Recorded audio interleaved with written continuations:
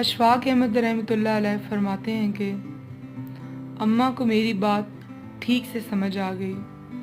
उसने अपना चेहरा मेरी तरफ किए बगैर नई रोटी बेलते हुए पूछा, तू अपनी किताबों में क्या पेश करेगा? मैंने तड़प कर कहा, मैं सच लिखूंगा अम्मा, और सच का प्रचार करूंगा। लोग सच कहने से डरते हैं और सच सुनने से घबराते हैं। मैं उन्हें सच सुनाऊंगा और सच की तलकीन करूंगा। मेरी अम्मा फिक्रमंद सी हो गई। उसने बड़ी दर्दमंदी से मुझे गौर से देखा और कोयलों पर पड़ी हुई रोटी की परवाह ना करते हुए कहा, अगर तूने सच बोलना है तो अपने बारे में बोलना। दूसरे लोगों की बाबत सच बोलकर उनकी ज़िंदगी अजाब में ना डाल देना।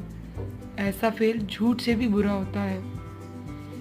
कहा जाता है कि अजीम माओं के अजीम बेटे होते हैं। ये कौल यहाँ बिल्कुल सादिक आता है।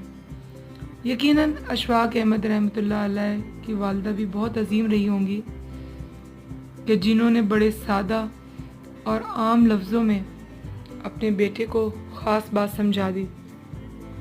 सच की शुरुआत अपनी ज़ात से करनी चाहिए। पहले इंसान अपने ज़ाहिर व बातिन की इस्लाह करे। पहले अपने बारे में सच बोलने की हिम्मत रखे, क्योंकि दूसरों के बारे में गैर ज़रूरी सच बोलना बाज़ औक़ात बड़े बड़े फसादात की सूरत इख्तियार कर जाता है।